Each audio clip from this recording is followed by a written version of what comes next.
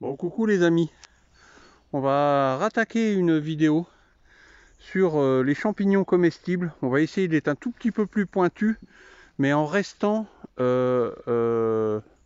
le domaine, si vous voulez, des débutants. C'est des vidéos, moi je m'adresse surtout à eux qui fassent attention à ce qu'ils ramassent, etc.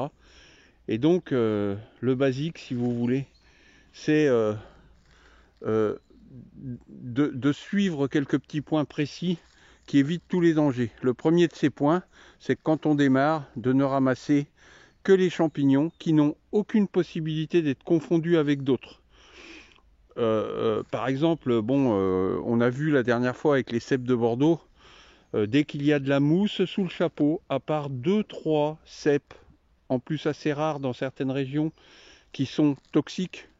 Mais toxique, ça veut dire si on mange un bolet de Satan, on va pas mourir. Hein. C'est voilà une bonne drouille, comme on dit chez nous, voire un passage en désintox, c'est possible. Hein, si la personne est très âgée ou très jeune. À part ça, on risque pas grand-chose. Et par exemple, les trompettes de la mort, là, c'est ce champignon que j'étais venu chercher. Malheureusement, apparemment, c'est pas encore sorti, donc cette vidéo va être faite sur plusieurs jours de sortie, afin de pouvoir vous partager, parce que je connais, je ne suis pas, et d'ailleurs je ne me prends pas pour un mycologue, hein, simplement essayer, donc vous n'aurez pas les noms latins, etc. Simplement pour essayer de vous montrer ce qu'on peut ramasser sans trop de risques.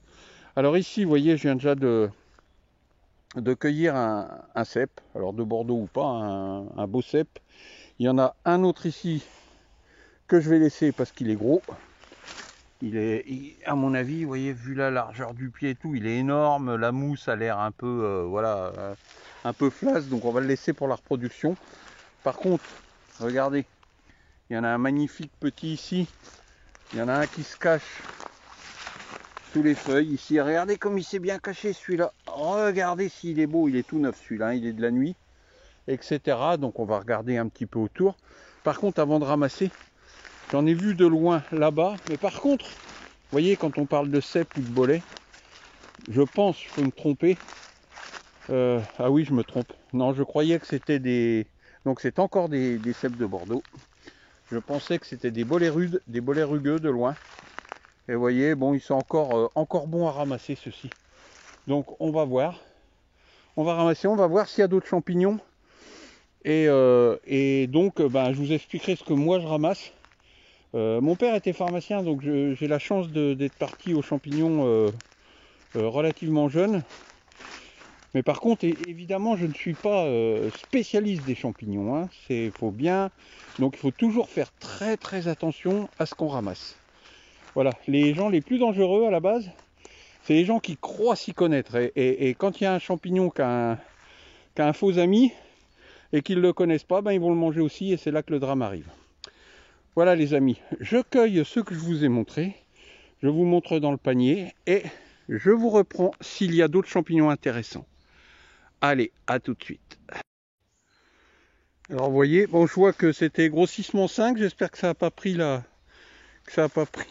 début de vidéo dans ce grossissement. Sinon je regarderai, puis je recommencerai, vous aurez le début là, au lieu on recommencera. Alors j'ai traversé ce marécage. Derrière, donc c'était mon coin à pied de mouton, ils ne sont pas sortis. Donc on a trouvé beaucoup de petits cèpes. Hein. Et regardez, ici, alors c'est des binômes qu'on a. Alors, en voilà deux. Regardez s'ils sont beaux tout frais.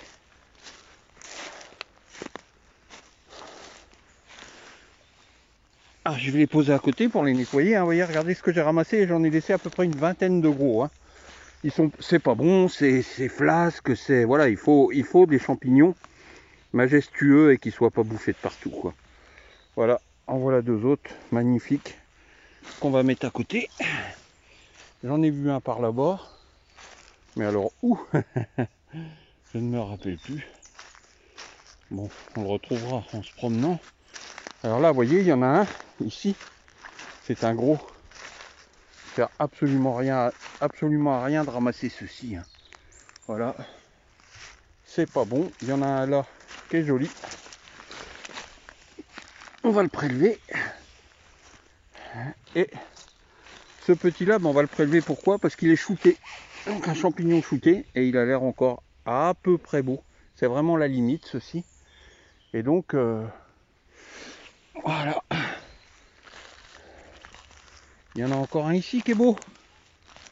Pas trop gros. Hop. Et là, on arrive dans les petits bouchons. Voilà un petit bouchon. Ok. Donc là, on ramène ça au panier.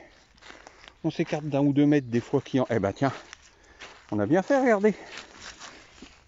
Eh ben ça repart plus tard que l'année dernière, mais ça repart sur les mêmes bases. Hein. Quand on voit, waouh, c'est top. Donc toujours pareil, le point de repère c'est le panier. On pose à côté avant de nettoyer. Et on élargit un petit peu le cercle.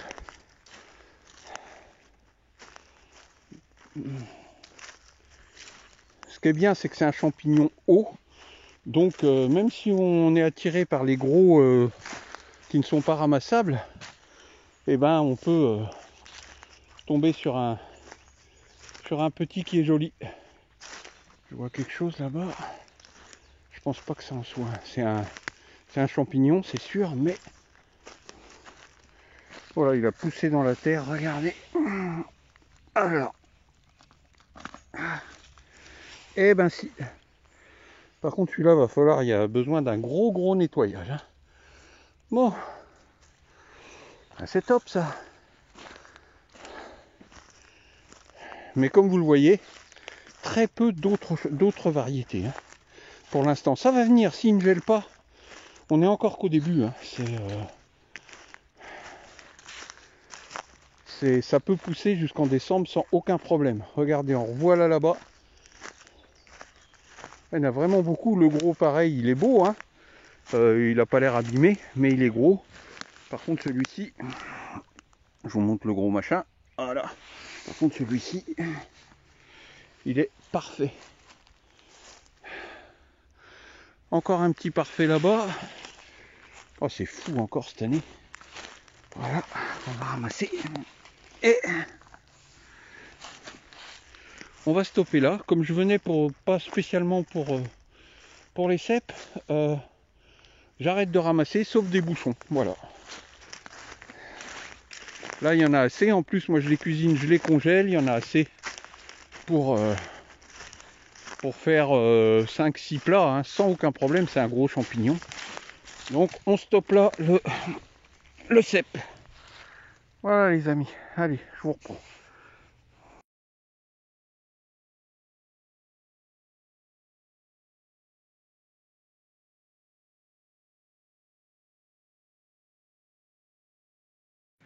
Bon les amis, changement de forêt aujourd'hui. Et vous voyez, beaucoup de fougères et tout. C'est un lieu où il y a énormément de petites chanterelles à tubes, gyrolatubes plutôt. Mais enfin, comme c'est la même famille. Et là, on rentre dans la forêt. Alors regardez, il y a des bagnoles partout. Il y a plus de chercheurs que d'arbres. Mais enfin, c'est pas grave. On est là pour s'amuser, prendre du bon temps. Et là, tout de suite, dans l'entrée de la forêt, on tombe sur des coulmelles. Alors voilà à quoi ressemble la coulmelle. Pour les non-connaisseurs, un anneau très caractéristique qui pourrait faire penser à une amanite, évidemment. Sauf que vous n'avez pas de volve. La volve est ce qui enserre le bas du pied. Et vous pouvez voir qu'ici, il n'y en a pas. Alors les coulmelles, il y en a une qui est très dangereuse, voire mortelle. Mais elle fait entre 5 et 8 cm de haut maximum. Donc dès que vous avez un champignon de cette taille-là, c'est ou une lépiote élevée ou une lépiote déguenillée. Enfin, coulmelle, lépiote, hein, c'est le même champignon. Et donc vous pouvez prélever. Alors le pied ne se mange pas, il est très filandreux. Donc moi, ce que je fais, je ne prélève que le chapeau. Quand on tire délicatement dessus, hop. En plus, elles sont toutes fraîches, celles-là. C'est un champignon délicieux. On est dans l'entrée de la forêt et ils n'ont pas été ramassés. Je comprends pas pourquoi, mais ici beaucoup viennent pour les fameuses girolatubes. Un petit coucou à la chaîne de l'ami qui a ce nom là d'ailleurs, girolatube. Très sympa. Donc vous voyez, en voici d'autres ici. Ici, bah, si on trouve rien d'autre du fait que tout est ravagé, il y en a une autre là. Voilà. Donc on prélève et on se retrouve. Allez. Et oui les amis, la pluie tombe. Bon, pas grand chose, il n'y a pas eu de repousse de cèpe, j'ai pas vu de, comment dire, de trompette. Et là, par contre, très intéressant parce que ça fait très longtemps que j'en avais pas vu. Ici, il n'y en a pas beaucoup chez moi. Regardez ce champignon. C'est la terrible, il y en a beaucoup là. La terrible amanite phalloïde. Alors j'espère que les couleurs vont bien rendre. Vous voyez, le chapeau est caractéristique. Vert olive. Il y en a encore un peu plus loin. Il y en a beaucoup. Alors certains les écrasent. Moi je ne les écrase pas. Par contre je ne toucherai pas avec mes doigts. Parce que même les spores peuvent être mortels. Hop, j'essaie de retourner pour vous montrer. Voilà. Donc vous voyez le reste du petit annelet, du petit anneau. Le pied est assez fin. Et malheureusement la volve est restée en terre. Donc ça c'est un champignon, c'est celui, si vous voulez, qui fait 99,9% des intoxications en France. Encore là, encore là. Et donc soyez très très prudents. Ce vert olive on le reconnaît parfaitement. Le problème, s'il y a beaucoup de pluie, ça peut délaver le chapeau du champignon et qu'il devienne carrément jaunâtre, voire blanchâtre. Et là, c'est là vraiment que le risque est le plus grand. C'est un joli champignon, hein, et puis il faut le laisser, il ne faut pas le maltraiter. Il y a les mycologues, quand ils font des sorties champignons pour apprendre et pour justement éviter les intoxications, si vous shootez dedans, ils ne pourront pas les ramasser. Et les animaux de la forêt, pour eux, c'est pas toxique, ils les mangent, hein, les cerfs, les biches, tout ça. Sans compter les limaces, il faut y penser. Donc voilà, ça sert à rien de shooter dedans. Pour en prélever un sans y toucher avec les doigts, je vous l'ai dit, les spores sont très toxiques elles aussi. Faut pas un gros morceau pour être empoisonné. Donc voilà les amis, j'espère que ça vous évitera de ramasser, surtout que c'est ma première vidéo avec amanite phalloïde. Il y en a, je vous dis, vraiment pas beaucoup chez moi. Bon les amis, veille du confinement, donc je refais une petite sortie pour pouvoir faire une petite vidéo. Donc on mettra ce qu'on aura trouvé, c'est tout, hein. Alors là on va commencer par un champignon qui est absolument délicieux et que pas grand monde ramasse. L'amanite vineuse, la golmotte, la fameuse. Dans certaines régions vraiment ils font des plats terribles avec ça. Alors le problème, évidemment, il y en a un peu partout là, hein. On va en prélever une pour vous montrer à quoi on la reconnaît. Alors, comme toutes les amanites, vous avez ici l'anneau. En bas, bon, on l'a pas sorti la volve. Et donc, pas très engageant à la vue. Alors, en plus, c'est une amanite qui peut se confondre avec l'amanite épaisse. Là, c'est pas trop grave, elle est comestible. Mais surtout avec l'amanite panthère, qui est bien plus brune. Alors, pourquoi celle-ci, la vineuse, on l'appelle rougissante? Et bien, regardez, je viens à peine de la prélever. Regardez, je ne sais pas si vous allez voir. Je vais mettre dans le creux de ma main.